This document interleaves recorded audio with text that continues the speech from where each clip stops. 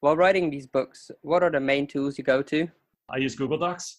I like it because I like getting beta readers and editors in quite early when possible. And I built a tool called Help This Book for beta reading specifically, but for my first two books, I use Google Docs.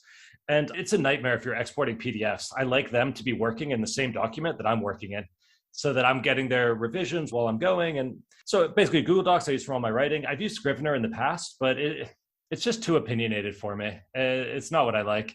And GDocs is enough. Then in terms of my productivity, the best thing I do is recognizing when my good hours are and making sure I've given my good hours to the book.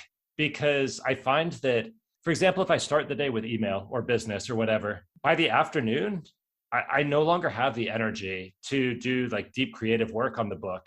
But if I do the book first, I can still do email in the afternoon. And so one way I can get my book work done and the other way I can't.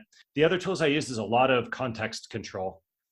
So by that, I mean in the city, moving between dedicated spaces where all I've brought with me is my equipment for writing. Whether that's a paper notebook or a laptop, doesn't really matter. But I do a lot of things like leaving my phone at home and then going to a place with no internet, just trying to tune out the distractions. And I'm very distractible at home.